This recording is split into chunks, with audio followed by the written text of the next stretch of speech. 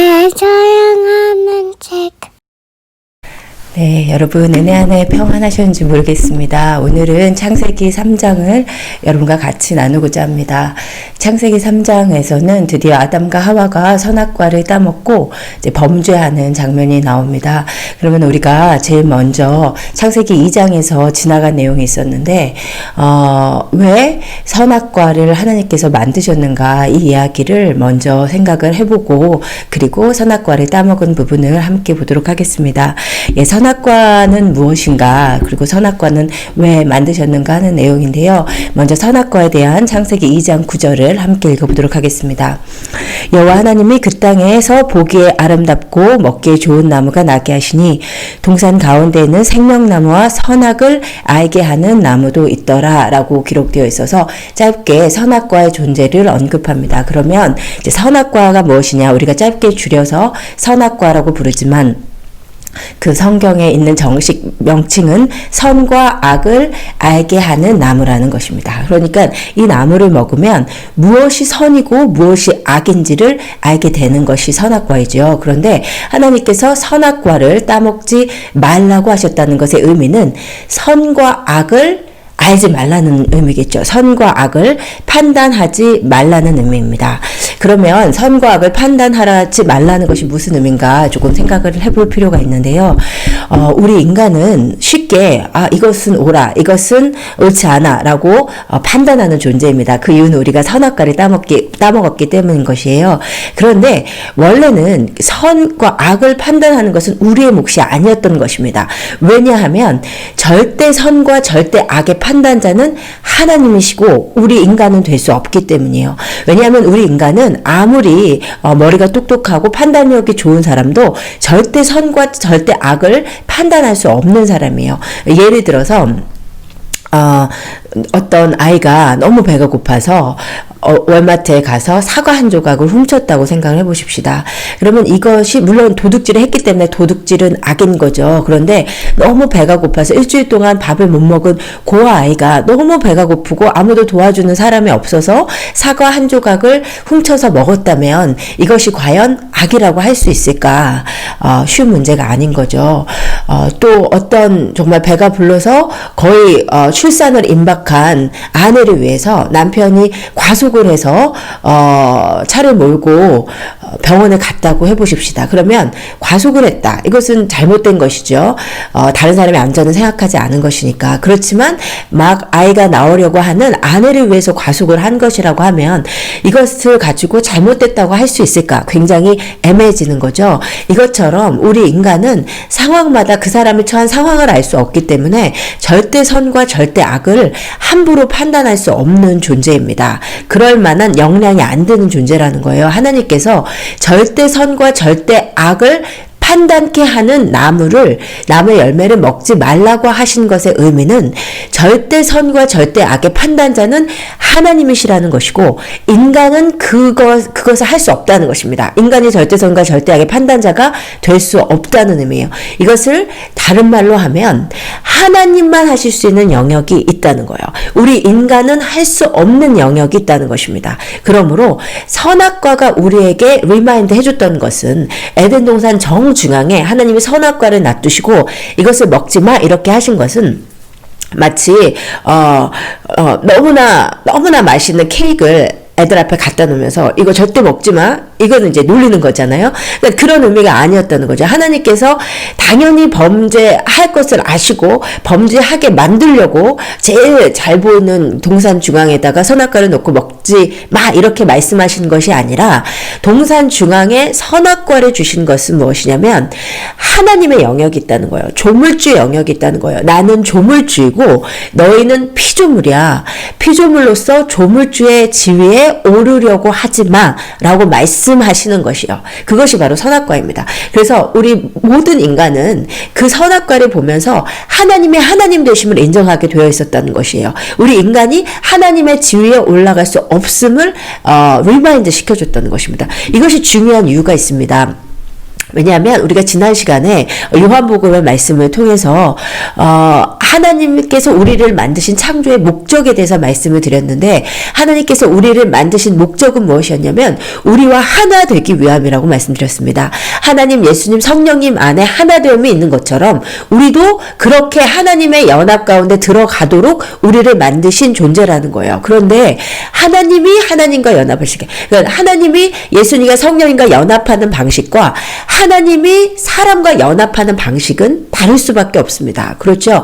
하나님은 하나님 안에서 연합하실 수 있지만 우리 인간이 하나님과 연합할 때는 조금 다른 방식이어야 되는데, 인간은 하나님이 하나님 되심을 인정하고 본인이 피조물임을 인정하는 가운데서 하나가 될 수 있는 것이죠. 그렇지 않으면 이것은 엉망이 되는 것입니다. 이것은 하극사인 거죠. 사람이 내가 하나님이라고 주장하면서 하나님과 하나가 될 수 없는 이치인 것입니다. 그래서 하나님께서 선악과를 만드실 수밖에 없었어요. 그래서 어떤 분들이 주장하는 것처럼 하나님이 일부러 범죄하게 하시려고 선악과를 만드신 것이 아니에요. 물론 하나님이 범죄할 것을 알고는 계셨습니다. 하나님은 전지하시기 때문에. 그렇지만 하나님이 알고 계신 것과 하나님이 계획하신 것은 다르죠. 하나님이 사람이 범죄할 것을 알면도 불구하고 선악과는 만들어 줄 수밖에 없었던 것이요. 그런데 하나님께서 범죄할 것을 알면도 불구하고 이것은 반드시 필요한 관계이기 때문에 선악과를 만드셨고, 그럼에도 불구하고 하나님께서 이 인류 역사를 시작하시고, 그것은 무엇이냐면 예수님을 이미 주시기로 작정하신, 그럼에도 불구하고 당신의 아들이 죽을 것을 알지만 그러나 우리를 얻으려고 인류 역사를 시작하신 것이기 때문에 이것은 더 놀라운 하나님의 사랑을 우리가 알 수 있는 부분인 것입니다. 그리고 이제 에덴 동산은 모든 것이 완벽했지만 그 선악과 하나가 있었는데 그것은 있을 수밖에 없었던 것이죠. 우리가 하나님과 온전한 연합이 있기 위해서는 하나님이 하나님 되심을 인정하는 한에서 그것이 가능하기 때문에, 그러므로 요한계시록 22장에서 모든 인류 역사가 전개되고 나서 다시 창세기 1장과 2장에 있는 에덴 동산이 등장합니다. 우리 그 모습을 먼저 같이 봤으면 좋겠는데요. 창세기 2장 8절에서 10절에 에덴 동산의 모습이 나왔죠. 동산 가운데 생명나무가 있고 그리고 강이 있었습니다. 그리고 그곳에서 하나님께서 땅에 충만하고 땅을 정복하고 다스리라는 그런 사명을 사람에게 주셨습니다. 그런데 그런 창세기 1장, 2장의 모습이 요한계시록 22장에 동일하게 등장해요. 요한계시록 22장 1절에서 5절을 읽어보면 또 그가 수정같이 맑은 생명수의 강을 보이시니 해서 에덴 동산에 있었던 강에서 발원한 그 네 물줄기, 창세기 2장과 똑같은 모티브가 등장하는 거죠. 생명수 강이 나오고 하나님과 및 어린 양의 보좌로부터 나와서, 하나님과 및 어린 양의 보좌는 하나님의 임재입니다. 그렇죠? 에덴 동산이죠. 그리고 길 가운데서 흐르고 있고 강 좌우에 생명나무가 있어요. 그러면 이것을 먹고 영생하시도록 한 그 생명나무가 다시 등장을 하는 거죠. 근데 한 가지 재밌는 것은 에덴 동산에는 동산 중앙에 딱 한 그루의 생명나무가 있었는데 요한계시록 22장 새하늘과 새 땅에서는 강 좌우에 생명나무가 있어요. 그러니까는 생명나무가 풍성하게 자라고 있는 모습이에요.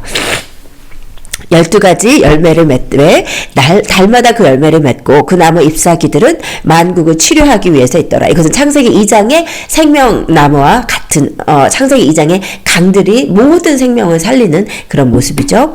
에스겔 47장의 모습이기도 하고, 그리고 요한계시록 20장 1절에서 5절을 계속 읽으면 다시 저주가 없고 하나님과 그 어린 양의 보좌가 있어서 우리가 얼굴과 얼굴을 마주 보는데, 그리고 마지막에 보면 그들이 세세토록 왕 노릇하리라. 이것은 창세기 1장에 하나님의 자녀들에게 주었던 왕의 권세가 다시 회복되는 모습이에요.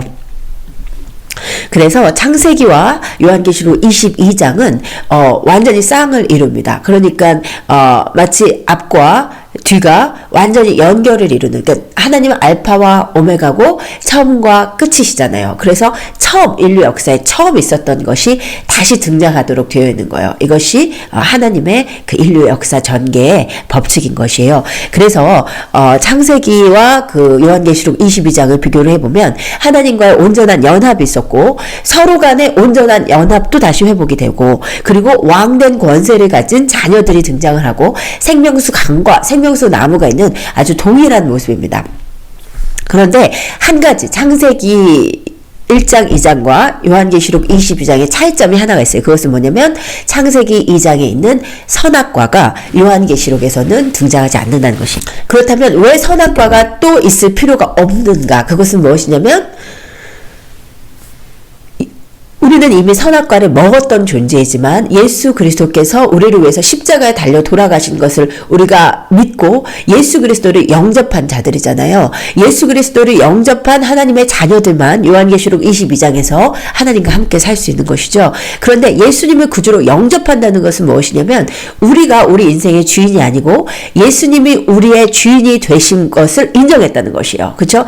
그것은 뭐냐면 선악과와 정반대되는 것입니다. 나중에 보겠지만 선악과는 하나님이 하나님 되심과 우리가 조물주됨을 인정하라는 거거든요. 그 선악과를 먹었다는 것은 내가 그 선을 넘어갔다는 거예요. 내가 조물주 되려고 했다는 것이요. 내가 하나님 되고자 했다는 것이요. 그런데 예수님을 구주로 영접한다는 것은 무엇이냐면 하나님 나는 더 이상 내 인생의 주인이 아닙니다. 예수님이 나의 주인이십니다. 라고 인정하는 것이요. 이것은 선악과를 먹은 우리가 그것을 회개하고 선악과를 내어 던지는 거죠. 그리고 그런 하나님의 자녀들만 요한계시록 22장에서 영원토록 하나님과 함께 살 수 있기 때문에 우리는 이미 어떻게 보면 선악과의 테스트를 통과한 존재들이기 때문에 더 이상 새하늘과 새 땅에서는 선악과가 있을 필요가 없는 거죠. 우리는 선악과가 천그루가 있어도 선악과를 절대로 먹지 않을 자들이기 때문입니다. 그래서 영원한 그 새로운 새하늘과 새 땅에서는 선악과가 있지 않은 것이요. 그래서 불완전한 인류의 역사가 전개가 되다가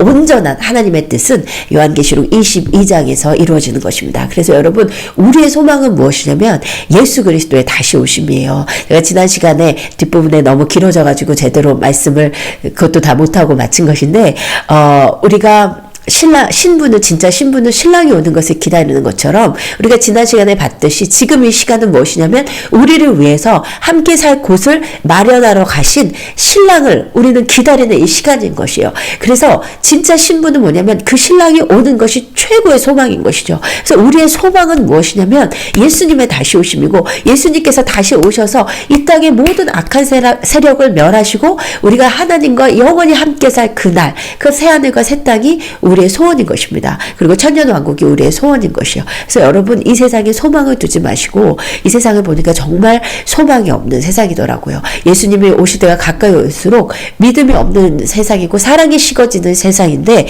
그런데 정말 중요한 게 이 세상 사람들이 소망이 없이 산다는 것을 알았어요. 그런데 우리의 소망은 우리는 이 땅에 소망을 준 존재가 아닙니다. 아무리 이 땅에서 자식이 잘 될 것을 소망을 해도 내가 좋은 집을 살 것을 소망을 해도 내 남편이 더 좋아질 것을 소망을 해도 그러한 소망은 정말 일시적인 소망이고 우리의 소망은 우리의 신랑이 오셔서 이 땅에 우리가 영원히 그분과 함께 살 그날입니다.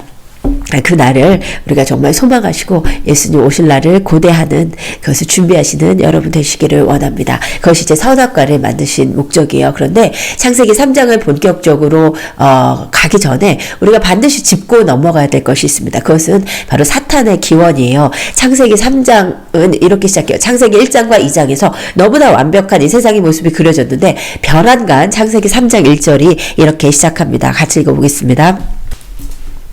그런데 뱀은 여호와 하나님이 지으신 들짐승 중에 가장 간교하니라. 뱀이 여자에게 물어 이르되 하나님이 참으로 너희에게 동산 모든 나무의 열매를 먹지 말라 하시더냐 이러면서 정말 별안간 가장 그 사악한 간교한 그 뱀이라는 그 존재를 쓴 사탄이 등장한다는 거예요. 너무나 완벽한 모습만 창세기 1, 2장에 기록되어 있었는데 갑자기 사탄은 어디에서 나온 존재이냐 이 악의 기원에 대한 이야기를 하지 않을 수 없습니다. 물론 성경이 악의 기원에 대해서 혹은 사탄의 존재에 대해서 사탄의 기원에 대해서 자세히 설명하고 있지는 않습니다. 그래서 이제 신학자들이 얘기할 때 신학적으로 악의 기원을 설명하는 것은 매우 빈약하다라고 이야기하는 이유가 외경에는 이야기를 더 많이 찾을 수 있지만 정경인 우리 성경에서 악의 기원을 깊이 파악을 하기는 조금 어려워요. 그렇지만 전혀 파악을 할 수 없는 것은 아니고 사탄의 기원을 유추할 수 있는 몇 가지 구절이 있습니다. 여러분도 아마 잘 아실 것인데요. 대표적으로 유다서 1장 6절에 이런 구절이 있죠. 또 자기의 지위를 지키지 아니하고 자기 처소를 떠난 천사들 이라는 구절이 등장을 해서 자기의 지위를 지키지 않고 자기의 처소를 떠난 천사들의 존재가 있었음을 이야기합니다. 또 베드로후서 2장 4절은 하나님이 범죄한 천사들을 용서하지 아니하셨다라는 말씀이 나와요. 그래서 범죄한 천사들이 있었음을 우리가 알 수 있어요. 자기의 처소를 지키지 않은 천사가 있었다. 범죄한 천사가 있었다. 그런데 그 천사가 왜 범죄했는지 뭐 이것에 대해서는 알 수 없는데 그것을 유추할 수 있는 또 다른 구절이 구약의 이사야에 있는 거예요. 이사야 14장 12절에서 15절은 사실 이스라엘을 괴롭힌 바벨론의 패망에 대해서 언급하고 있는 구절이에요. 그런데 성경은 늘 이중적 예언의 구조임을 여러분 명심하셔야 됩니다. 제가 예전에 다니엘서를 설교할 때 성경의 이중적 예언 구조에 대해서 설교한 적이 있어요. 성경은 그때 당시에 그 상황에 대해서 예언하시기도 하지만 그러나 모든 성경의 예언은 종국적으로 마지막 때를 향하고 있습니다. 그러니까 앞으로 아직 일어나지 아니한 종말을 동시에 예언하고 있는 거죠. 그래서 이제 조엘 로전버그라고 그 9.11 테러를 예언을 해서 유명해지신 분이 계신데 그분이 어떻게 9.11 테러를 예언을 했냐면 구약의 예언서들을 읽으면서 이 예언이 마지막 때에 대한 예언인 것을 알 수 있었어요. 그 당시의 예언이기도 하지만 그래서 이 예언에 의하면 이슬람이 미국을 치겠구나라는 그 성경이 보이대요. 이 세상이 돌아가는 것이 구약의 예언을 보니까 보이더래요. 그래서 그 구약의 예언을 바탕으로 소설을 썼는데 그후로부터 얼마 안 돼서 9.11이 터진 거죠. 그래서 조엘 로전버그가 유명해졌는데 기자가 질문했어요. 어떻게 9.11이 일어날 것을 알고 그런 소설을 썼냐고. 그랬더니 그 사람이 하는 말이 성경의 모든 것이 다 있다고. 성경을 보면 지금 이 세상이 돌아가는 것과 앞으로 이 세상이 어떻게 될 것을 다 알 수 있다고 그런 유명한 말을 남겼습니다. 그것처럼 모든 성경의 예언은 그때에 대한 예언일 뿐만 아니라 그러니까 이사야 14장이 그 당시 바벨론의 몇 년 후의 일을 예언했을 뿐만 아니라 또한 또 다른 예언이 있다는 거죠. 그것은 바로 그 사단에 대한 예언이라고 보는 것이에요. 이사야 14장에 보면 이런 말씀이 있어요. 내 영화가 스올에 떨어졌으며 그러니까 사탄이, 그러니까 원래는 천사였는데, 그 신약의 말씀과 같이 매치를 해보면, 그 놀라운 영화를 가진 천사였다는 거예요. 보통 천사도 아니고, 스올에 떨어졌다. 그리고 내 비파 소리까지 같이 떨어졌다는 거예요. 바로 이것 때문에 보통 그 타락한 천사가, 어떤 그 하나님을 예배하던, 비파로 하나님을 예배하던 그 대장이었다라고 보는 것이에요. 구더기가 내 아래 깔림이여 지렁이가 너를 덮었도다. 너 아침의 아들 계명성이여 라고 그 타락한 천사의 이름을 부르고 있는데 이제 계명성이 라틴어로 루시퍼입니다. 그래서 이제 그 타락한 천사의 이름을 우리가 루시퍼라고 하는 거예요. 그래서 세 천사가 있었다고 보는 거예요. 그 군대의 천군의 장이 미가엘이었고 그리고 메신저를 담당하는 천사장이 가브리엘이었고 또 하나가 있었는데 바로 하나님을 찬양하는 것을 담당하던 그 대장이 바로 루시퍼였는데 그 영화가 너무 극하니까 미가엘보다 가브리엘보다 훨씬 더 하나님을 예배하는 것이 너무나 중요하기 때문에 하나님을 예배하고 그렇잖아요. 우리가 예배 때도 찬양 인도자에게 뭔가 그 시선이 집중되는 것처럼 모든 그 영화가 루시퍼에게 집중이 되자 그 루시퍼가 하나님처럼 되고자 했다는 거예요. 그래서 하나님께서 오히려 그를 하늘에서 떨어졌고 그리고 너 열국을 엎은 자요. 왜냐하면 사탄이 온 열국을 다 어지럽히고 있기 때문에 결국은 완전히 땅에 떨어질 거. 그래서 마지막 때 하나님께서 사탄을 완전히 결박하실 것에 대한 예언이라고 보는 거죠. 내가 내 마음에 이르기를 사탄이 왜 범죄를 했냐면 내가 하늘에 올라 하나님의 뭇별 위에 내 자리를 높이리라. 내가 북극 지표의 산 위에 앉으리라. 내가 완전히 꼭대기까지 올라가겠다는 거죠. 가장 높은 구름에 올라가 지극히 높은 이와 같아지리라. 이것이 바로 루시퍼가 범죄한 이유라는 것입니다. 내가 가장 높은 곳에 올라가 지극히 높은 이는 하나님이시죠. 하나님과 같아지리라 했다는 거예요. 그래서 하나님께서 맨 밑에 무저갱에 이제 떨어뜨리시리라는 예언인 것입니다. 마지막 때에. 그래서 이러한 몇몇 성경의 구절을 종합해 볼 때 악은 어디서 나온 것이냐? 사탄이라는 존재는 어디서 나오는 것이냐? 하나님은 선하신 분이시므로 악을 창조하실 수 없는 것입니다. 이것은 신학적으로 중요한 명제 중에 하나예요. 하나님께서는 악의 창조자가 아니세요. 왜냐하면 하나님은 선하신 것밖에 없기 때문에 선하신 하나님께서, 전능하신 하나님께서 하지 못하시는 일에 한 가지가 있는데 악을 창조하실 수 없다. 왜냐하면 하나님은 온전히 선하신 분, 하나님에게서는 악이 전혀 없기 때문에 악을 창조하실 수 없는 분이시라는 거예요. 그런데 악을 사용하실 수는 있다. 그래서 지금 이 시간은 하나님께서 사탄을 사용하시는 시간이라고 신학적으로 보는 것입니다. 아무튼 이렇게 해서 사탄은 하나님의 찬양 인도자였는데 그가 하나님처럼 되려고 해서 떨어졌다. 범죄한 사탄이 그래서 이 땅으로 내려와서 열국을 얻기 시작하였다. 이것이 우리가 성경에서 볼 수 있는 사탄의 기원입니다.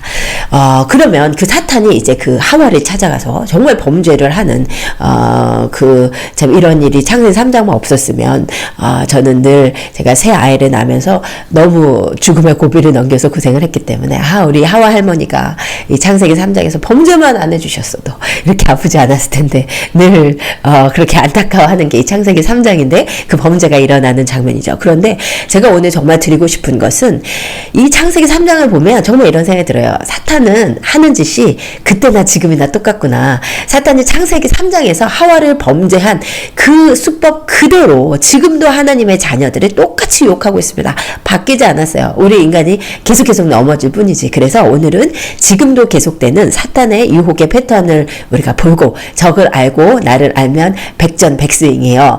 성경에도 바울이 뭐라고 했냐면 너희가 그의 괴계를 알지 못하는 바가 아니다. 우리가 사탄이 하는 짓을 사실 모르는 바가 아니에요. 근데도 넘어지죠. 그래서 우리가 사탄의 이 하는 수법을 우리가 좀 제대로 다시 알고 우리가 이것에 우리가 승리했으면 좋겠습니다.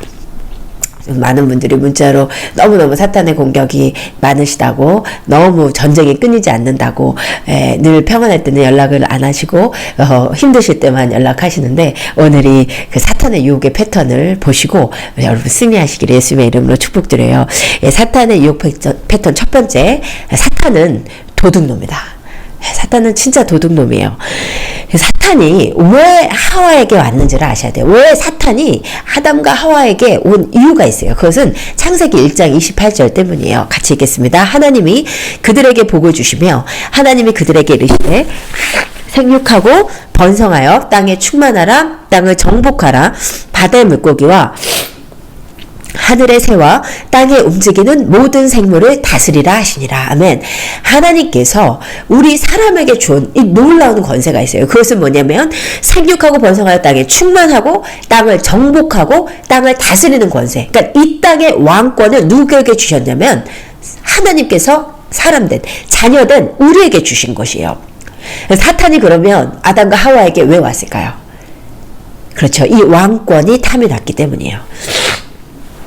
사탄은 자기가 하나님보다 높아지려고 했는데 당연히 안 돼서 땅으로 쫓겨난 존재죠. 그러면 보이는 것에 이제 사탄은 땅밖에 없죠. 그래서 사탄은 어떤 존재냐면 정말 도둑놈이에요. 우리한테 주신 그 왕권을 본인이 가져가고 싶었기 때문에, 본인이 이 땅의 왕이 되고 싶었기 때문에. 그래서 여러분이 생각나시겠지만 그 예수님을 심지어 사탄이 시험할 때 이 권세는 나에게 주어진 거라고 했어요. 그래서 너가 나에게 절을 하면 내가 이 권세를 주겠다.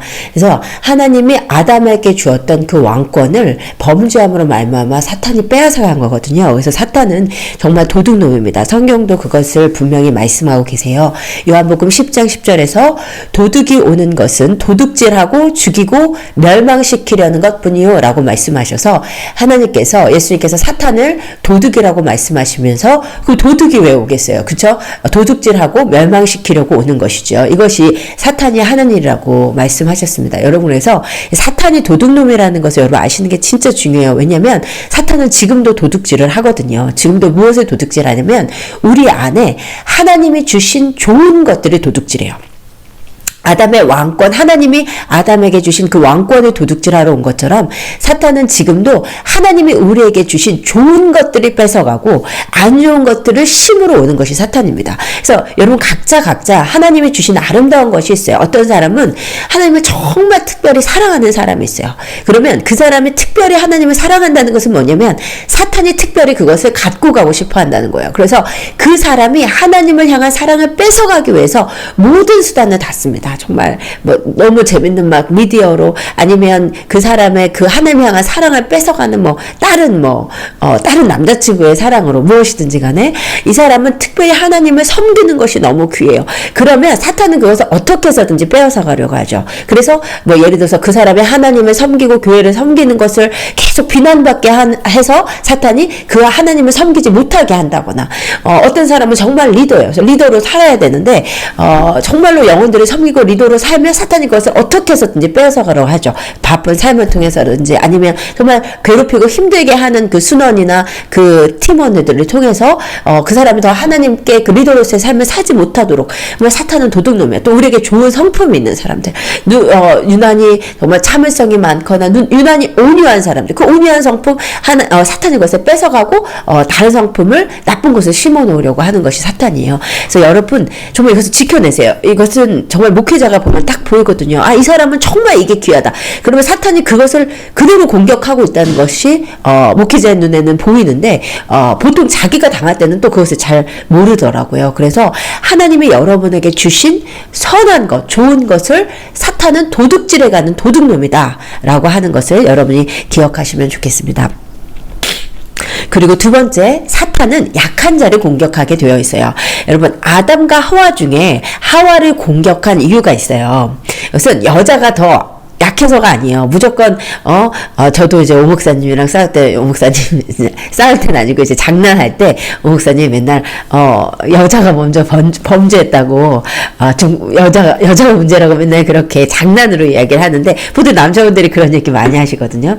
바울도 아담이 아니라 하와가 범죄했다 막 이렇게 얘기했는데 사실 여자여서 사탄이 더 약해서 간 것이 아니라 아담에 비해서 하와가 믿음 안에 더 서 있지 못했음 이 분명하게 보여요. 뭐냐면 하와가 뭐라고 했냐면 하나님이 동산 중앙에 있는 나무 열매는 하나님의 말씀에 먹지도 말고 만지지도 말라 너희가 죽을까 하노라 하셨느니라고 얘기하잖아요. 그 죽을까 하노라 하는 얘기 안 하셨죠. 너희는 정령 죽으리라 했단 말이에요. 그러니까는 이 하나님의 이 명령을 직접 받은 사람은 아담이었죠. 그리고 하와는 전에 받은 사람이었어요. 그러니까 아담은 더 말씀 안에 더 믿음 안에 더 그래도 더 그 명령 안에 더 서 있었다면 하와는 아무래도 한 달을 건너서 들었기 때문에 그 말씀 안에 그 명령 안에 더 굳건히 서 있지 못했던 존재가 하와였던 거예요. 그래서 사탄이 아담과 하와 중에 하와를 먼저 공격합니다. 근데 이 사탄은 지금도 똑같이 그렇게 해요. 언제나 그렇게 해왔습니다. 여러분이 신명기 25장에 보면 하나님께서 아말렉이 한 일을 기억하고 반드시 진멸하라고 하시면서 뭐라고 말씀하셨냐면 그들이 너를 길에서 만나 내가 피곤할 때에 내 뒤에 떨어진 약한 자를 쳤다고 했어요. 그러니까 이스라엘 백성들이 출애굽해서 나올 때 아말렉이 쳤는데 누구를 쳤냐? 앞에서 나가는 자들을 친 것이 아니에요. 뒤에 떨어진 약한 자들을 쳤다는 거예요. 근데 사탄은 지금도 분명히 그렇게 합니다. 그래서 믿음이 더 연약한 자를 먼저 공격해요. 혹은 내가 더 연약해졌을 때 내가 뭐 특별히 여러분 몸이 아프실 때는 언제나 사탄이 공격하는 틈이라는 것을 아셔야 돼요. 나나 내 주위 사람이나 내 가족이 아프실 때 여러분 우리가 영혼육이 전인격적인 존재이기 때문에 다 건강해야 돼요. 우리 육신도 건강해야 되고 특별히 정신도 건강해야 돼요. 요즘은 정말 이 정신이 건강한 것이 얼마나 중요한지 다시 생각을 하게 되는데 아무리 육신이 건강해도 정신이 건강하지 않으면 여러분 너무 많은 정말 너무 아까운 분들이 자살하는 것을 보잖아요. 이것은 정말 정신이 건강하지 않기 때문입니다. 사탄은 그렇게 영혼육이 약한 자를 약한 부분을 공격하게 되어 있어요. 그래서 여러분 그 약점은 사탄은 언제나 약한 자를 먼저 건드린다. 그래서 공동체에서도 여러분이 그 어떤 구역이나 팀을 어떤 순을 인도하고 계신다면 언제나 연약한 자를 위해서 기도를 많이 하셔야 돼요. 왜냐하면 사탄은 연약한 자를 먼저 공격하고 그 연약한 자들을 통해서 공동체를 공격하기 때문입니다. 그리고 세 번째, 사탄은 우리의 약점을 정확하게 알고 있어요. 이거는 진짜 놀라울 정도로 사탄은 나보다 나를 더 잘 알아요. 그래서 내가 어떤 부분이 약점인지 그리고 그 약점을 이렇게 건드리면 이렇게 넘어간다는 것을 너무나 잘 알고 있죠. 우리 아킬레스건을 사탄은 반드시 알고 그것만 계속 공격을 합니다. 하와에게 약점이 무엇이었냐면 하와에게 가서 이제 사탄이 이렇게 물어본단 말이에요. 뱀이 여자에게 물어 이르되 하나님이 참으로 너희에게 동산의 모든 나무의 열매를 먹지 말라 하시더냐. 이 질문은 정말 커닝한 질문이에요. 진짜 간교한 질문이란 말이에요. 왜냐하면 사탄은 너무나 알고 있거든요. 하나님이 동산의 모든 나무를 주셨고 심지어 생명나무까지 주셨고 선악과만 먹지 말라고 했다는 것을 사탄이 왜 모르겠어요. 그런데 사탄이 지금 뭐라고 물어보고 있냐면 야 하나님이 진짜 이거 다 먹지 말래? 이렇게 물어보는 거예요. 이것은 뭐냐면 이거를 이 말에 이 질문에 약간 그 은연중에나 하나 진짜 너무 하시는 거 아니야? 라는 하나님을 향한 불평을 부추기는 말이죠. 하나 좀 심한 것 같아. He's so harsh. 이런 마음이 들게 하잖아요. 그 이유가 무엇이냐면 하와 안에 하나님 좀 너무하시다라는 불평의 마음이 좀 있었어요. 그래서 어떻게 알 수 있냐면 하와가 뭐라고 얘기하냐면 아니야 하나님이 동산 중앙에 있는 나무에 다른 건 다 먹을 수 있지만 동산 중앙에 있는 나무의 열매만 하나님의 말씀에 너희는 먹지도 말고 만지지도 마. 하나님 이렇게 말씀 안 하셨죠. 너희는 먹지 말라고 하셨지 만지지 말라고 하신 적은 없어요. 그런데 하와가 뭐라면 하나님이 만지지도 말라고 그랬어. 그래서 뭐냐 하나님 좀 너무하시다는 얘기가 깔려 있는 거죠. 뭐 저거 만지지도 못하겠어. 그러니까 말에 덧붙이는 거예요. 여러분이 누구의 말을 전할 때 나쁜 말을 좀 섞는다는 것은 그것에 대해서 그 사람에 대해서 불만이 있다는 거잖아요. 그래서 하와가 약간 이 선악과를 먹지 말게 하신 하나님에 대한 불만을 은연중에 이야기하는 것을 볼 수 있어요. 사탄은 이것을 정확하게 알고 하와에게 온 것입니다. 여러분 그래서 사탄은 기가 막힐 정도의 우리의 약점을 안다. 그래서 우리가 언제나 주님 안에 나의 하나님의 조명하신 가운데 나의 그 연약함, 나의 그 쓴뿌리 이것을 계속 하나님 앞에 내적 치유를 받는 것이 얼마나 중요한지 모르겠어요. 왜냐하면 우리가 내적 치유를 받지 않고 내 안에 남아있는 쓴뿌리를 통해서 사탄은 늘 공격하거든요. 그래서 우리가 하나님 안에 늘 성령님 안에 나아가서 내면을 깊이 들여다보는 작업을 계속 하셔야 돼요. 우리 그리스도의 신부들은 우리 안에 정말 연약함들이 있습니다. 우리 안에 뭐 부도덕함도 있고 우리 안에 죄도 있지만 또 우리 안에 쓴뿌리들이 있어요. 이것을 끊임없이 성령 안에 깊이 들어가서 기도를 하면 성령님께서는 계속 그 부분을 조명하시며 알려주시고 만져주시거든요. 겸손케 하시고 그래서 그 하나님께서 다루시는 부분에 깊이 다루심을 받아야만 우리가 사탄의 어떠한 공격에도 우리가 완전 무장한 채로 나아갈 수 있는 것이요. 왜냐하면 사탄은 우리 약점을 너무나 잘 알고 있기 때문입니다. 네 번째, 사탄은 거짓말장이에요. 당연히 사탄은 거짓말장이죠. 왜냐하면 뱀이 여자에게 이르되 너희가 결코 죽지 아니하리라. 이것은 하나님의 말씀을 완전히 반대되게 하는 거죠. 하나님은 너희가 정령 죽으리라. 사탄은 결코 죽지 아니하리라라고 해서 사탄은 오히려 이 말을 통해서 하나님을 거짓말장이로 만드는 거죠. 사탄은 거짓말장입니다. 하나님을 거짓말장이로 만드는 사탄은 어마어마한 거짓말장이에요. 그래서 요한복음 8장 44절에서 예수님께서 말씀하셨습니다. 너희는 너희 아비 마귀에게서 났으니 너희 아비의 욕심대로 너희가 행하고자 하느니라. 그는 처음부터 살인한 자요 진리가 그 속에 없으므로 진리에 서지 못하고 거짓을 말할 때마다 제 것으로 말하나니 이는 거짓말쟁이요 거짓의 아비가 되었습니다. 좋은 말을 못한다는 거예요. 진실을 못한다는 거예요. 자기 안에 거짓밖에 없기 때문에 거짓을 말할 때 자기 것으로 얘기하는데 왜냐하면 자기 안에 거짓이 충만하기 때문에 사탄은 거짓의 아비입니다. 여러분 그래서 우리가 그리스도인이 될수록 우리 거짓과 싸워서 승리하셔야 돼요. 우리 인간 안에는 정말 수많은 거짓이 있죠. 자기를 포장하는 거짓 맞으면서 아닌 척하는 거짓, 아니면서 맞는 척하는 거짓. 우리 안에는 정말 많은 거짓말들이 있습니다. 근데 우리가 정말 거짓과 타협하고 우리가 조금씩 거짓말을 보탤수록 우리 안에 정말 빛이 없어져요. 그리고 거짓말쟁이 사탄이랑 정말 가까워지게 되어 있어요. 왜냐하면 사탄은 거짓의 아비이기 때문에. 그래서 우리 그리스도인들이 정말 우리 안에 정말로 하나님은 진실하신 분이시잖아요. 우리 안에 그 진실한 선한 양심이 다시 살아나기를 원하고 우리 안에 있는 거짓된 그 껍질들, 정말 거짓말 하고 싶은 그 소욕들 이것과 끊임없이 싸우시는 여러분 되시기를 예수님의 이름으로 축복합니다.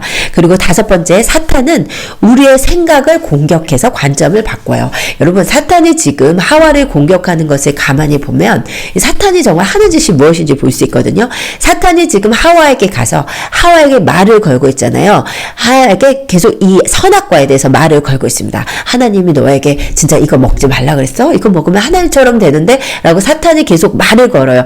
그 사탄의 말을 듣고 하와가 3장 6절에서 그 여자가 나무를 본즉 먹음직도 하고 보암직도 하고 지혜롭게 할 만큼 탐스럽기도 한 나무라고 그랬어요. 그러니까 그 전에는 사탄이 그 말을 하기 전에 그 나무를 볼 때는 그런 생각이 안 든 거예요. 사탄이 선악과에 대해서 얘기하기 전에 봤을 때는 너무 먹고 싶어, 너무 맛있어 보여, 그런 생각이 안 들었단 말이에요. 그런데 사탄이 선악과에 대해서 말하는 것을 듣고 그것을 봤더니 그게 다르게 보이더라. 여러분 이것이 사탄이 하는 것이에요.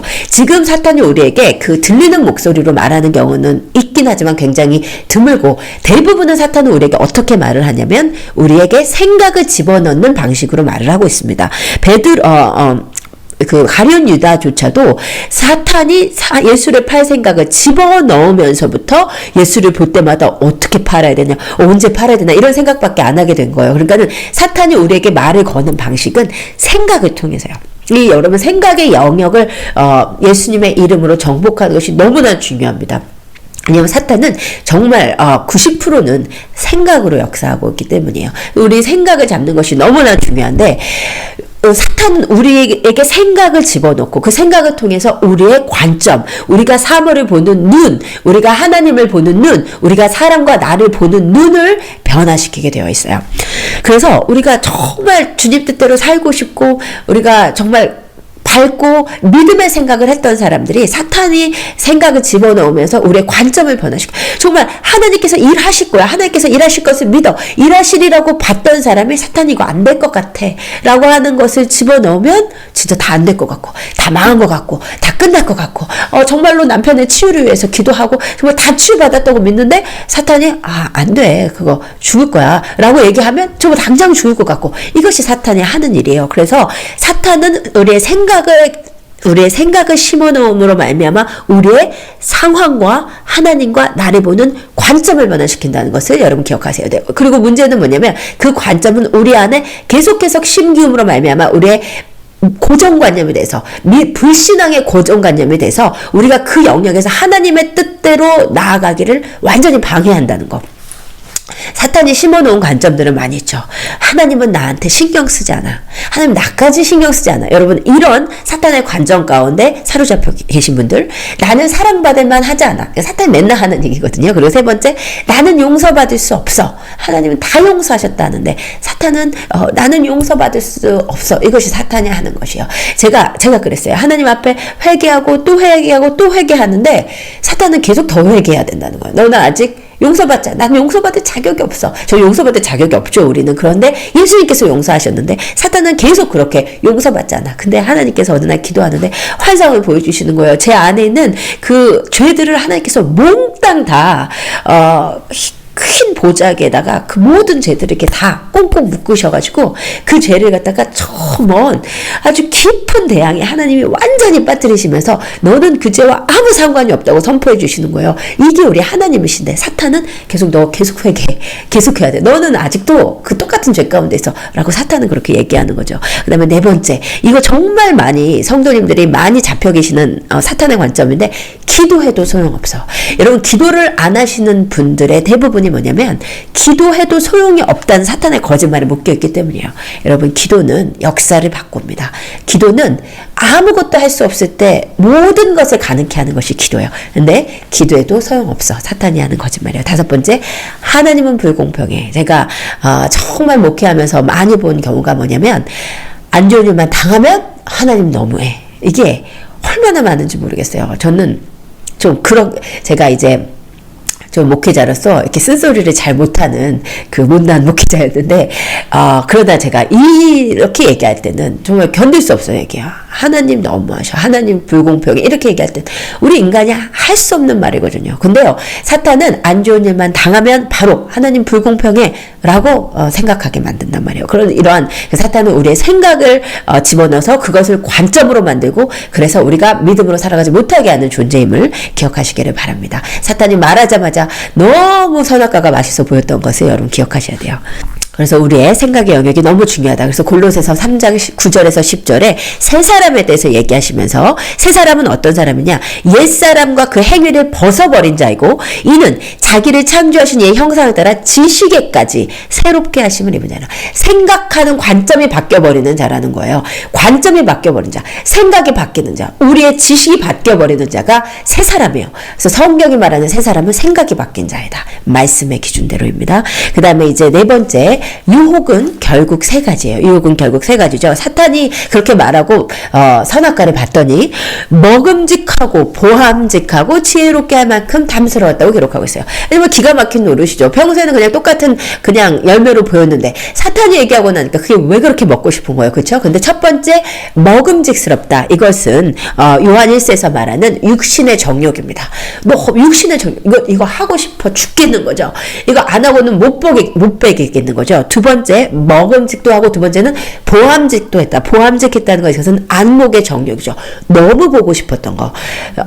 저 돈이 너무나 탐스럽고 저 여자가 너무나 탐스럽고 저 미디어가 너무나 탐스럽고 여러분 사탄은 우리의 육신의 정욕과 또한 우리의 보는 것 여러분 우리의 안목의 정욕으로 역사합니다. 그래서 제가 예전에 설교할 때도 불렀지만 네 눈이 보는 것이 중요해. 조심해. 내 눈이 보는 것을 조심해. 왜냐면 위에 계신 주께서 사랑스럽게 보시기 때문에 우리 안목의 정욕을 다스려야 돼요. 사탄이 이것을 공격해요. 그다음에 세 번째 지혜롭게 할 만했다. 이것은 뭐냐면 그 성경의 지식은 우리가 하나님에게 다룸받지 않은 지식과 지혜는 우리를 교만하게 하는 거거든요. 인간의 지혜는 교만입니다. 그래서 이 세 번째 탐스럽게 했다는 것은 지혜롭게 할 만큼 탐스럽다는 것은 뭐냐면 그 인간의 교만이 왔다는 거예요. 이생의 자랑이 왔다는 거예요. 그래서 우리 안에 이 교만이 정말 하나님께 다룸받아야 되는 선악과를 따먹은 죄와 정말 연결되어 있는 죄예요. 우리 안에 그 이생의 자랑, 나를 드러내려고 하는 교만. 그래서 목회를 열심히 하고 있지만 사실은 큰 교회 만들어서 내 이름이 유명해지려고 하는 그런 마음. 이게 이생의 자랑이거든요. 이것이 사실 선악과를 따먹을 때 하와가 유혹을 받은 거예요. 저걸 먹으면 너무 탐스럽게 너무 지혜로워질 것 같아. 내가 높아질 것 같아. 내가 유명해질 것 같아. 내가 하나님처럼 될 것 같아. 이 세 가지의 유혹으로 사탄은 늘 역사합니다. 여러분이 어떤 부분에서 약하신지를 잘 보세요. 여러분의 육신의 정욕, 막 너무 먹고 싶은 탐심, 또 성욕 이런 것들 아니면은 안목의 정욕, 보는 것에 빠지는지 아니면 세 번째 내 이생의 자랑이 약한지 특별히 목회하시는 경우에서는 이 이생의 자랑, 이 정말 예수 그리스도의 십자가에 못 박아야 되는 사탄의 유혹입니다. 그리고 이제 다섯 번째, 죄는 혼자로 있지 않아요. 이것은 예나 지금이나 똑같습니다. 죄인은 또 다른 죄인을 만들게 돼 있어요. 왜냐하면 죄는 혼자 지으면 덜 재미있거든요. 창세기 3장 6절을 보니까 여자가 그 열매를 따먹고 그 자기와 함께 있는 남편에게도 주매 그도 먹은지라. 이것을 이제 성경에 보면 이게 성경을 한국어로 봐도 그렇고 원어를 봐도 그렇고 이게 별로 시간차가 없어요. 따먹고 이게 착착착 연결되고 따먹고 주고 먹고. 근데 이것이 정말로 사탄이 하는 일이에요. 죄인은요 절대 혼자 죄를 짓지 않습니다. 민수기 11장 4절에 보면 이스라엘 백성 가운데 섞여 살던 무리가 있었어요. 그러니까는 출애굽을 할 때 하나님의 그 권능을 보고 유대인들이 아닌 다른 이방 민족들도 함께 섞여 나왔거든요. 그런데 그들과 함께 사는 다른 인종들이 탐욕을 먼저 품었어요. 그들이 먼저 품었는데 이스라엘 자손도 같이 울면서 우리에게 누가 고기를 줄까라고 울었다는 거예요. 그러니까 섞여 사는 무리가 탐욕을 품을 때 그 탐욕이 이스라엘 백성에게 온 것이요. 늘 그렇습니다. 먼저 아까 봤잖아요. 연약한 자를 먼저 치고 연약한 자가 혼자 죄를 짓지 않고 공동체 옆에 사람을 공동체를 다 죄짓게 하는 것이요. 그래서 잠언 13장 20절에 지혜로운 자와 동행하면 지혜를 얻고 미련한 자와 사귀면 해를 받는다고 분명히 기록되어 있어요. 그리고 잠언 22장 24절에서 25절에 노를 품는 자와 사귀지 말고 울분하는 자와 동행하지 말지니. 정말 그렇습니다. 여러분 노를 품고 있는 자가 맨날 목사님에 대해서 노를 품어서 하잖아요. 그러면 처음에 아니에요. 집사님 기도하세요. 우리가 목회 자리 그럴 수 없어요. 이러다가 그것을 3달, 4달 계속 듣다 보면 결국 목사님 그렇게 보이는 거죠. 똑같이 노를 품게 되어 있습니다. 울분한 자와 동행하면 똑같이 울분을 품게 되어 있어요. 그래서 성경에 경고하시기를 그의 행위를 본받아 내 영혼을 올무에 빠뜨릴까 두렵다고 기록하고 있습니다. 여러분, 그래서 정말 우리가 누구와 사귀는지가 너무나 중요하고 어떤 공동체에 있는지가 너무나 중요하고 혹시 내가 연약하여서 다른 사람을 범죄케 하는 자가 아닌가. 왜냐면 정말 의로운 자는 혼자 의로움을 지탱하기도 어려운데 죄는 너무나 빨리 퍼져요. 죄는 연병입니다. 죄는 전염병이에요. 코로나보다 더 무서운 것이 우리 안에 있는 이 불평의 죄들, 원망의 죄들, 울분의 죄들, 분노의 죄들, 이것은 퍼져나가게 되어 있습니다. 공동체를 망치게 되어 있어요. 예, 그 다음에요. 이것이 이제 사탄이 지금도 똑같이 역사하는 그 죄의 원죄의 본질이었어요. 그러면 그 죄의 사탄의 유혹의 패턴이었어요. 그러면 결국 이 원죄의 본질이 무엇인가 하는 것이죠. 창세기 3장 5절에서 사탄이 뭐라고 이브를 유혹을 했냐면 너희가 그것을 먹는 날에는 너희 눈이 밝아져 하나님과 같이 되어서 선악을 알 줄 하나님께서 아셨다고 했어요. 이 이야기를 듣고 하와가 따먹었다는 것을 기억하십시오. 그러므로 선악과를 따먹은 그 원죄의 본질은 선악과를 절대 먹지 말라는 하나님의 말씀을 거부한 불순종이 아니에요. 물론 선악과를 따먹은 것은 불순종입니다. 그런데 그 불순종을 한 본질적인 죄는 뭐냐면 이것을 따먹고 하나님처럼 되고 싶었다는 거죠. 그래서 따먹은 거예요. 그래서 이것이 무섭습니다. 뭐 하나님이 이 사과 하나 먹지 말라는데 먹었다고 하나님이 이것을 큰 죄로 여기신 것이 아니라 이것은 다름 아닌 대역 모반죄였다는 것이에요. 왜라고 그랬죠? 선악과는 무엇이냐면 나는 하나님이고 너는 피조물임을 인정해. 너가 나를 하나님의 하나님 되심을 인정할 때 너와 나의 온전한 연합이 있을 거야. 그것이 에덴 동산이었다는 것이에요. 그런데 그 선을 넘어간 거죠. 자기가 하나님 되고자 한 죄가 바로 선악과를 따먹은 죄. 이것은 대역 모반죄입니다. 반역죄였던 거예요.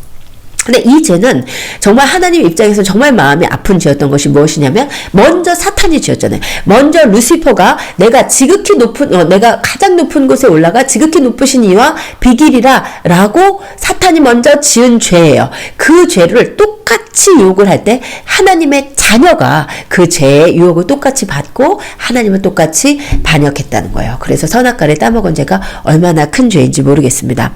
그런데 문제는 뭐냐면 우리는 모두 다 선악과를 따먹은 자의 후손들이므로 우리 모두에게는 우리 안에 똑같은 이 원죄의 본질이 도사리고 있어요. 로마서 1장 28절에 말씀하시기를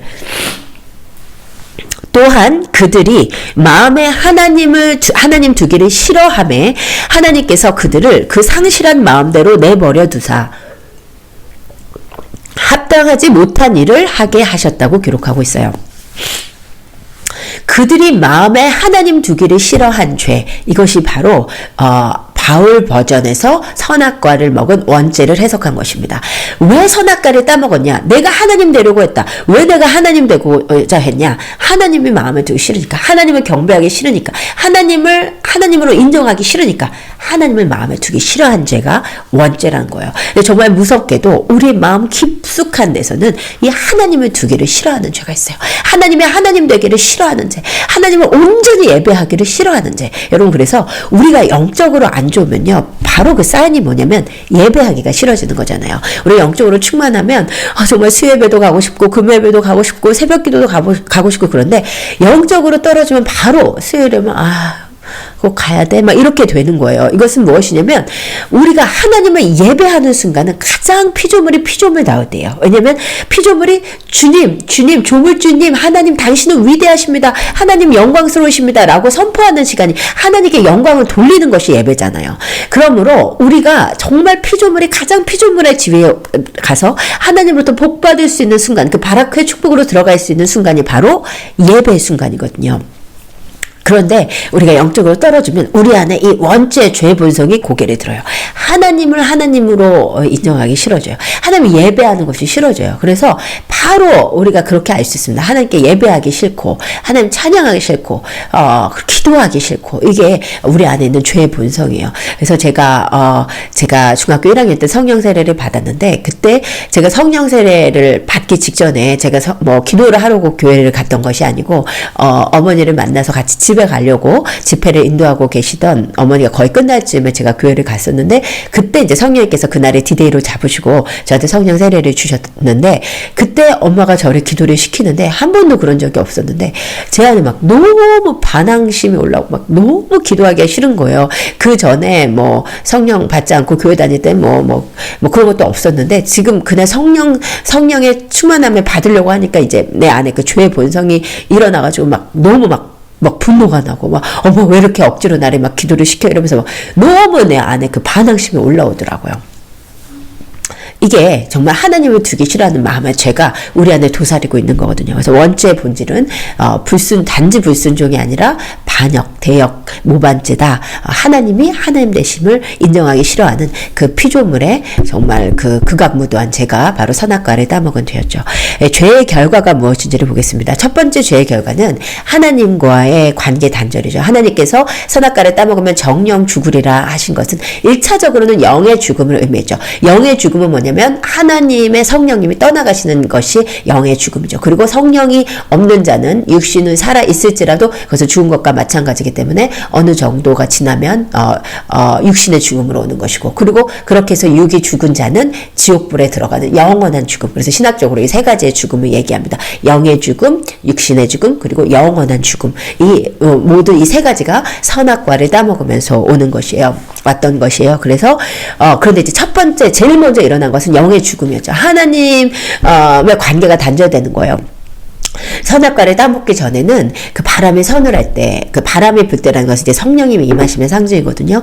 그 성령님이 오심을 느낄 때 아담과 하와가 막 너무 기뻐서 하나님께 막 달려가서 하나님 저 오늘 제 코끼리가 제 엉덩이를 쳤어요 막 이러면서 하나님이랑 자유스럽게 있는 모습 그대로 교제를 했었단 말이에요. 그런데 선악과를 따먹고 나서는 무슨 일이 일어났냐면, 그들이 그날 바람이 불 때 동산에 거니시는 여호와 하나님의 소리를 듣고, 평소 같았으면 막 좋아하고 뛰어나갔을 텐데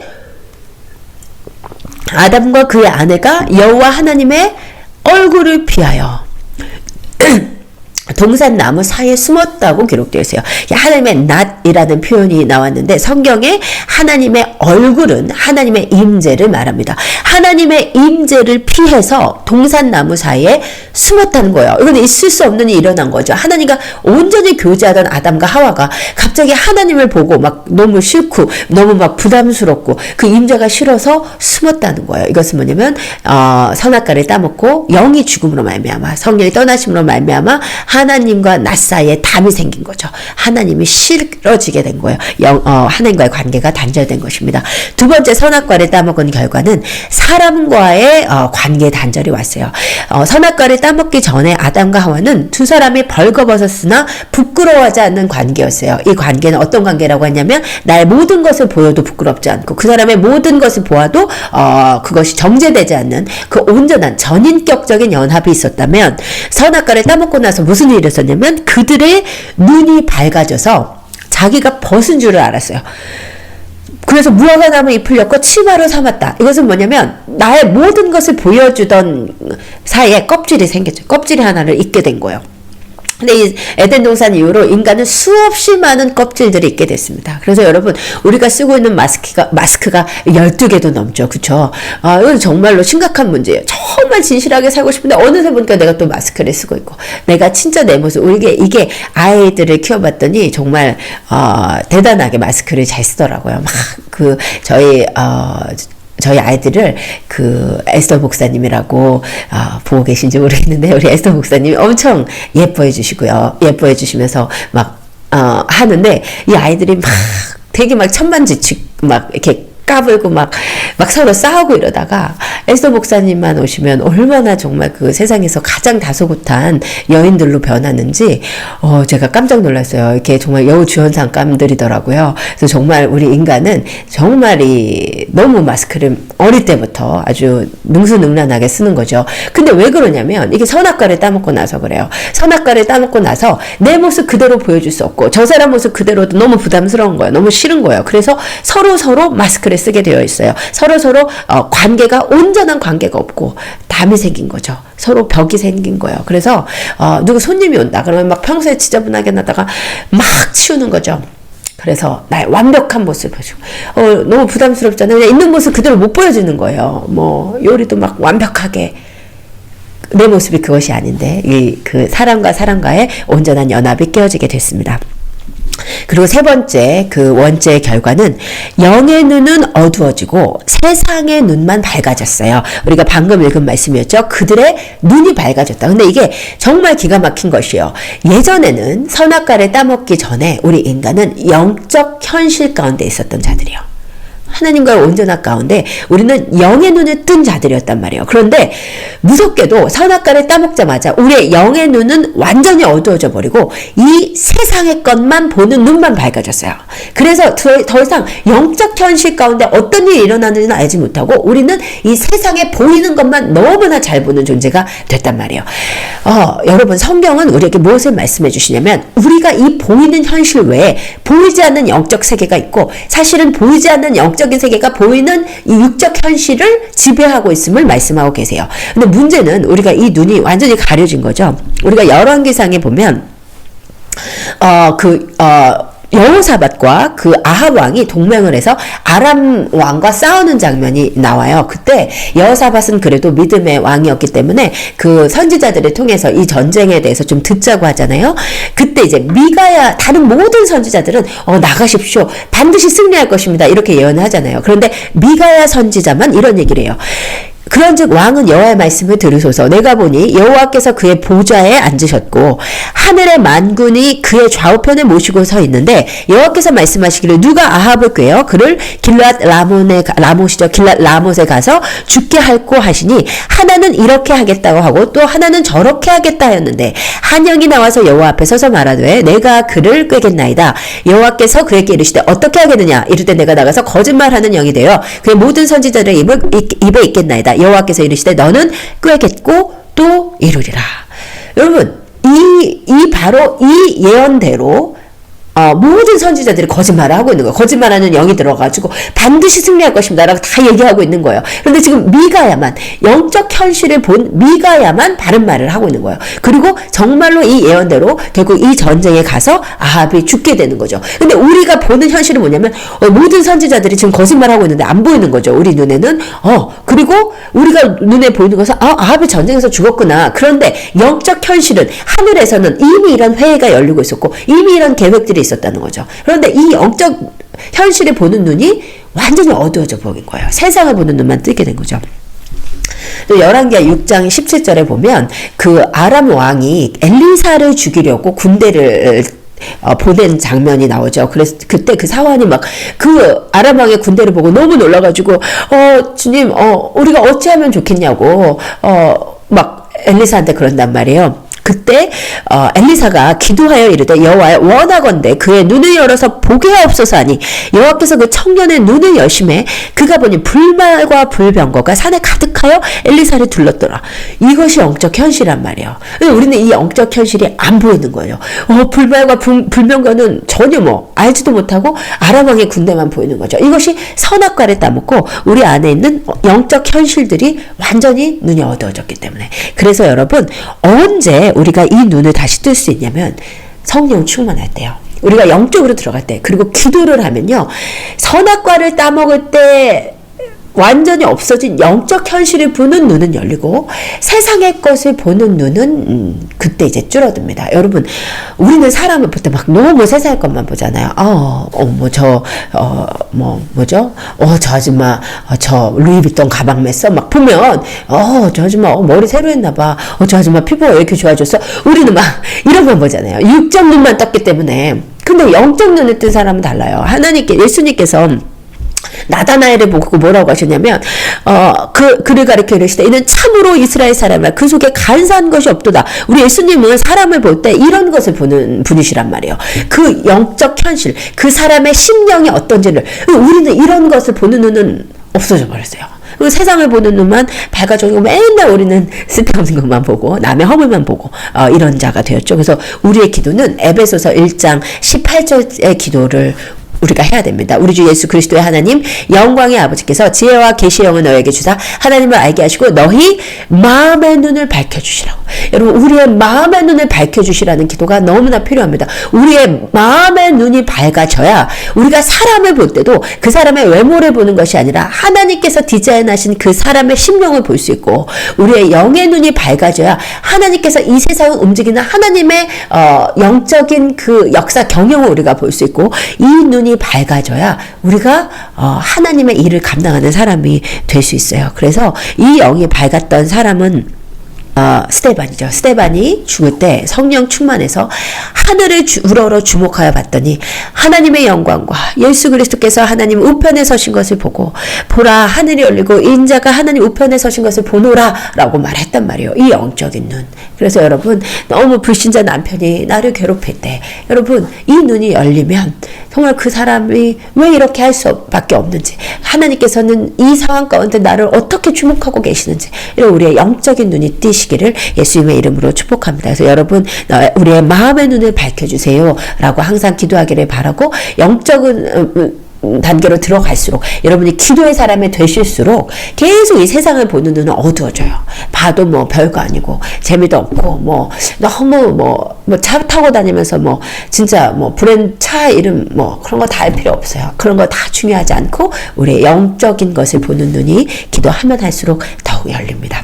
그렇게 되시기 축복합니다. 그리고 네 번째 자기의존적인 존재가 됐어요. 이게 진짜 무서운 것인데 뭐냐면 창세기 3장 7절 그들의 눈이 밝아져서 자기들이 벗은 줄을 알게 되었어요. 그리고 무화과 나무 잎을 엮어 치마로 삼았다고 기록했습니다. 여러분 보세요. 지금 이 아담과 하와가 범죄를 했어요. 이 아담과 하와가 범죄를 하고 나서 선악과를 따먹고 나서 눈이 밝아져서 자기가 벗은 줄 알게 됐단 말이에요. 그래서 자기가 뭔가 잘못됐다는 것을 알았어요. 여러분 그런데 자기가 뭔가 잘못되었다. 지금 내가 죄를 졌구나. 내가 떨어졌구나. 내가 영적인 존재에서 육적인 존재로 떨어졌구나. 라고 깨달아지자마자 사실 아담과 하와가 어떻게 했어야 되냐면 바로 하나님께 달려갔으면 돼요.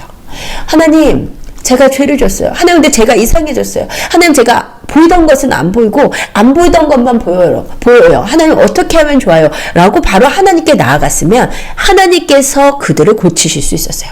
하나님께서 그들을 회복시키실 수 있었어요. 왜냐면 언제든지 우리가 우리의 죄를 자백하면 그는 미쁘시고 의로우사 우리의 죄에서 우리를 건지시는 분이시기 때문에 그런데 문제는 뭐냐면 이들이 자기가 무엇인가 잘못됐음을 느끼고 나서 뭐를 했냐면 이거를 자기가 어떻게 가려보려고 했어. 이 죄의 결과를, 이 죄의 영향을 자기가 어떻게 가려보려고 무화과 나무 잎으로 자기의 허물을 가렸다는 거예요. 무화과 나무 잎으로 자기의 허물이 당연히 가려질 수 없죠. 이것은 뭐냐면 자기가 죄를 졌는데 그 죄의 해결을 하나님께 가서 하려고 하지 않고 자기가 어떻게 해서든 처리해 보려고 하는 자기 의존적인 삶의 모습입니다. 자족적인 삶의 모습이에요. 여러분 우리가 범죄했다는 것은 뭐냐면 하나님께 절대 의존적인 존재가 자기 의존적인 존재가 되었다는 것이고 우리가 영적인 사람이 된다는 것은 무엇이냐면 회복된 자로 된다는 것은 무엇이냐면 자기 의존적이었던 존재가 독립적인 존재가 하나님 절대 의존적인 존재로 바뀌어 간다는 것을 의미해요. 여러분 그런데 이 죄가요 우리도 동일하게 지금도 짓고 있습니다. 우리도요 어떠냐면 우리가 지금 뭔가 잘못된 거 알아. 문제가 생긴 거 알아요. 내 삶이 엉망이 된 거 알아요. 그럼 우리는 빨리 하나님께만 가면 돼요. 아무리 죄를 짓고 계속 100번 회개하고 또 지었어도 하나님께 가면 그때 해결이 있는데 우리 인간은 하나님께 가려 하지 않아요. 자기가 해결하려고 해요. 그런 경우를 목회하면 정말 많이 보게 됩니다. 내가 죄를 졌어요. 연락을 하잖아요. 하나님께 다시 나와야 돼. 알잖아. 그럼 뭐라고 하냐면 목사님 알아요. 근데 조금만요. 조금만 있으면 제가 해결할 수 있어요. 자기가 하나님 앞에 가서 회개를 해야 하나님이 해결해 주는데 자기가 하겠다는 거죠. 정말 중독을 계속 마약 중독으로 계속 시달리고 그러면 하나님께 나와야 되잖아요. 근데 내가 끊을 거예요. 끊을 수 있어요. 이제 다시는 안 먹을 수 있어요. 자기가 어떻게 해보려고 하는 죄를 안 지려고 하는 노력조차도 내가 하려고 하는 것은 이것은 원죄의 결과입니다. 우리는 죄를 안 질 수가 없어요. 우리는 우리의 100번 우리가 또 다짐해도 또다시 죄로 가는 것이 우리 인간이에요. 그런데 우리 인간은 하나님께로만 가면 해결이 있는데 하나님께 안 가고 하나님께도 염치가죠. 어떻게 또 가 이러면서 자기가 어떻게 해결해 보려고 하는 거예요. 자기가 결심하고 다시는 죄 안 져보려고 하는 것도 여러분 무화과 나무 잎임을 기억하세요. 우리는 힘이 없습니다. 또 나는 불가능함을 인정하고 하나님께 나아가야 돼요. 그래서 우리의 confidence, 우리의 자신감은 뭐냐? 우리의 믿음은 뭐냐? 우리의 신뢰는 뭐냐? 나는 100번 또 넘어지고 오늘 또 넘어지지만 하나님은 지금까지 나를 포기하지 않으셨다는 거. 그리고 하나님이 앞으로도 나를 포기하시지 아니하시려는 거. 그것을 아는 자가 은혜를 아는 자예요. 그걸 아는 자가 정말 영적인 자이지 내가 죄를 안 질 수 있다고 생각하고 죄를 오늘 또 내 힘으로 노력해서 안 져내는 것. 이것이 은혜가 아닙니다. 이것이 영성이 아니에요. 진짜 영성은 뭐냐면 내가 오늘 7번 넘어지고 또다시 넘어지나 하나님의 여전히 나를 사랑하시는 그 사랑을 의지해서 다시 일어날 줄 아는 것. 하나님을 의존할 줄 아는 것이 진정한 영성입니다. 마지막으로 죄의 영향력은 죄의 결과는 뭐냐면 모든 다른 죄가 우리에게 들어오게 된 것이요. 아까 읽은 로마서 1장 28절 그 마음에 하나님 두기를 싫어했기 때문에 하나님께서 그 상실한 마음대로 내버려 두사 모두 합당하지 않은 일들을 행하게 하셨다고 그랬어요. 그래서 로마서 1장 29절부터 31절까지 그 하나님의 마음에 두기 싫어한 그 원죄의 뿌리로부터 나온 수많은 죄의 가지들을 이야기합니다. 불의, 추악, 탐욕, 악의, 시기, 살인, 분쟁, 사기, 악독, 수근수근, 비방, 하나님을 미워함, 능욕, 교만, 자랑, 악의 도모, 부모, 거역, 우매, 배악, 무정, 무자비한 이 모든 죄가 하나님을 두기 싫어한 이 원죄로부터 왔어요. 이것이 우리 인간의 실체입니다. 실존적인 인간의 실존이요. 하나님을 마음에 두기 싫어한 그 죄의 본성에서부터 모든 다른 죄의 가지가 여러분 그래서 내 안에 있는 음란의 죄가 다스려지지 않아요. 그렇죠? 내 안에 질투의 죄가 다스리지 않아요. 내 안에 도둑질의 죄가 다스리지 않아요. 그 모든 죄를 다스리는 가장 핵심이 뭐냐면 하나님의 하나님 되심을 인정하는 거예요. 그 영역에서 하나님의 하나님 되심을 인정하는 거예요. 하나님의 주권을 절대적으로 선포하는 것이요. 그리고 하나님 나는 아무것도 할 수 없습니다. 하나님 나는 주님을 절대적으로 신뢰합니다. 주님은 나 절대적으로 의지합니다. 라고 우리 그 원죄죄에서 반대되는 하나님의 완전하심을 선포하면서 나아가실 때 하나님께서 한 가지씩 우리 안에 있는 죄의 가지들을 제거하시고 우리가 예수 그리스도의 형상을 닮은 거룩한 신부로 준비되어 갈 수 있는 것입니다. 여러분 그런 삶을 사시기를 예수 그리스도의 이름으로 축복드립니다. 주일 아침인데요. 주일 새벽인데 여러분 예수 그리스도의 보혈의 능력을 힘입으셔서 오늘 또 승리하시는 여러분 되시길 축복합니다.